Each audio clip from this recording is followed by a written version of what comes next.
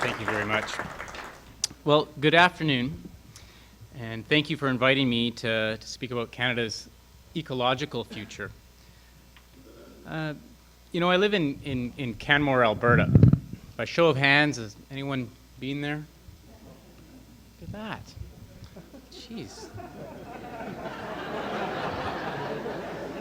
So as you may know then, the town of Canmore sits right on the boundary of Banff National Park. And Banff National Park is basically my backyard, right? And, both of my kids, Kale and Selah, were born in that backyard in the town of Banff, as was my wife, Anya. So we kind of have a growing history and sort of attachment to Banff National Park. In many ways, Banff National Park is a mini Canada. Every year, millions of people, 5-6 million people a year, from all over the world come and visit Banff National Park. Many more travel through the park on Trans-Canada Highway, which obviously connects our east and west oceans. A number of people end up staying in Banff. My Saturday night hockey team I play on a Japanese hockey team in Banff on Saturday nights. So it has a real multicultural spirit to it. But it is, it's much more than that. Canadians take a lot of pride in our vast wilderness, our vast wild spaces. And it's interesting, the actual establishment of Banff National Park was not only so visionary, but also so Canadian. Visionary in the sense that in 1885, when Prime Minister John A. Macdonald established the national park, it was the first national park in Canada. At that time, it was the third in the world. And imagine this: we're building this railroad across the country, vast wilderness, wildlife and around us everywhere, and we actually take the time to actually set up and protect this national park. That really truly is visionary in a lot of ways. But also so Canadian, because in 1883, when the hot springs of Banff were discovered by 3 railway workers, there was a dispute and a bit of a conflict of who was going to get to commercialize those. So instead of having that fight, we decided, heck, let's make it a park. So it's very Canadian in that context of how we're going to resolve this. It's just, why fight? Instead of take it out to the park, we'll make it a park. Unfortunately, the past 150 years, I think we've largely taken for granted our ecological good fortune. And my vision of kind of looking forward is an end to taking that for granted. That we need to realize that we have to work very hard to protect our natural resources. And our taking the environment for granted has really significantly tarnished our reputation internationally, and most recently in the scale and pace at which we've chosen to develop the oil sands. Our performance is incredibly poor on the environmental side. When we're ranked amongst our OECD country partners on 25 key environmental indicators, we score second to last.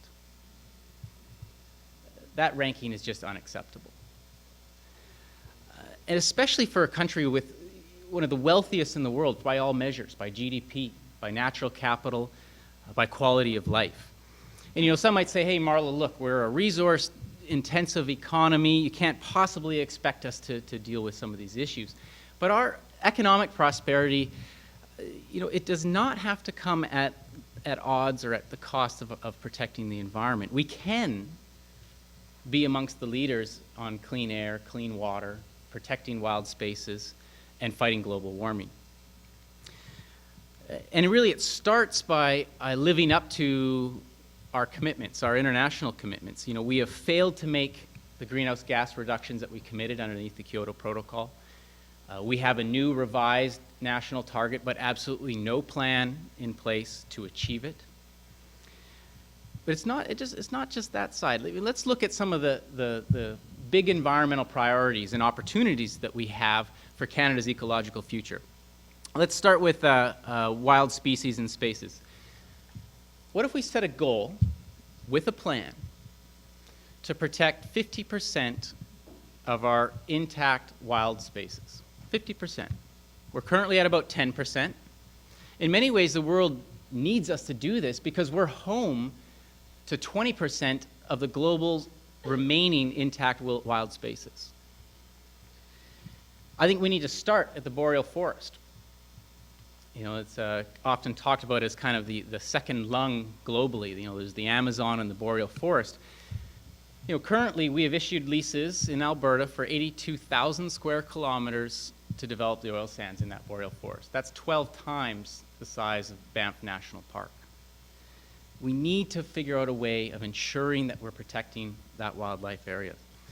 You know, it links us quickly to oceans. We have the longest coastline in the world, yet I believe we take our oceans for granted more than actually our terrestrial ecosystems. We think of it just as sort of just water. And we're fairly ignorant to that complex ecosystem below the surface.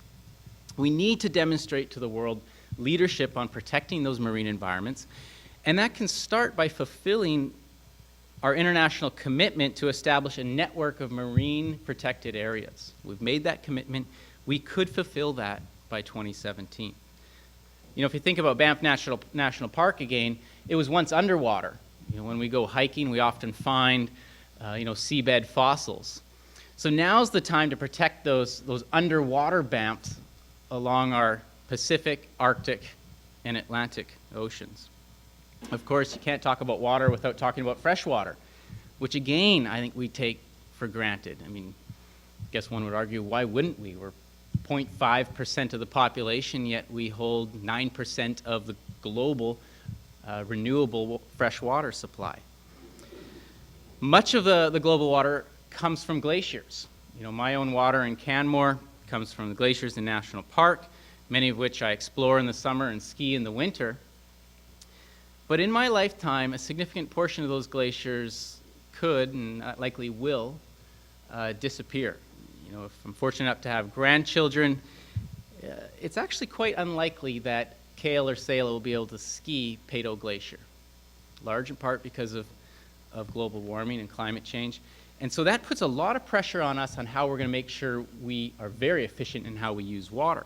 But moreover, we're actually polluting our water systems as well. You know, that same Bow River National Park, by federal guidelines, due to mercury contamination, women of childbearing age should not have more than 4 small portions of trout from that river a month. Children under the age of 15, an even smaller portion, and only 3 times a month. I mean, it's no wonder we have a coal-fired cement plant just outside of the national park. So we need to have a Sustainable Water Act that defines very clearly strong efficiency standards on how we're going to use water.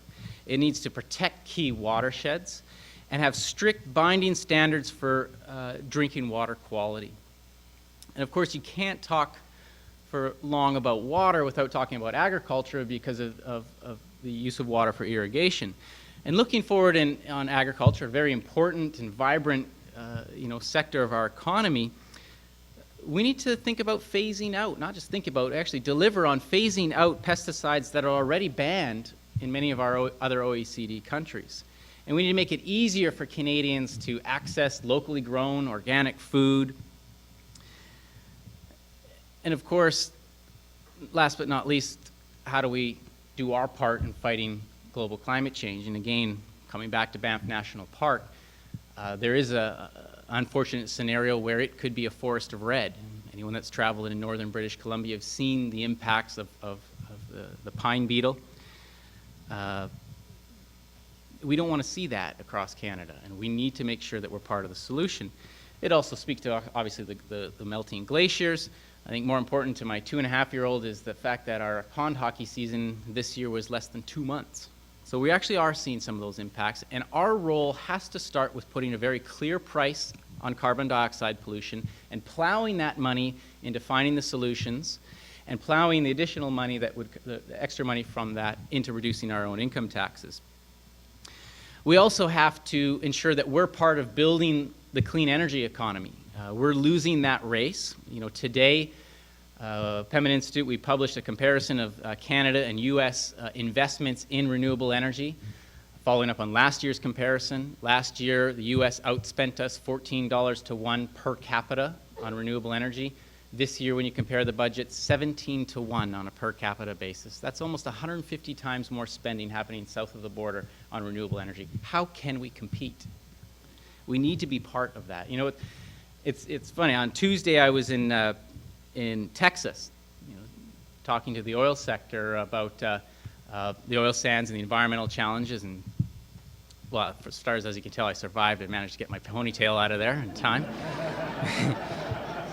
But it's always ironic because Texas has 3 times what Canada has in installed wind power.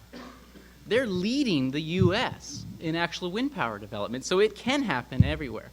And linking it back to what the science is telling us we have to do, we have to peak our global emissions between 2015 and 2020. Why doesn't Canada do that in 2017? It would be a nice way to market. So, nothing frustrates me more than not living up to our potential. Mediocrity on environmental performance just does not cut it. Our kids deserve more. We cannot continue to borrow from their future. We cannot just leave them Banff National Park. So we need to increase our precaution on how we develop resources. We need to revamp our tax system to reward hard work or increase the rewards on hard work, but charge polluters. We need to hold government accountable by measuring our environmental performance, regularly reporting back to Canadians, and showing some significant progress. Never again should we make a commitment that we don't plan on meeting.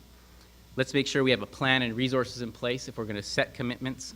And let's lead by example at the local level. As you can sense, Banff is a special place for me.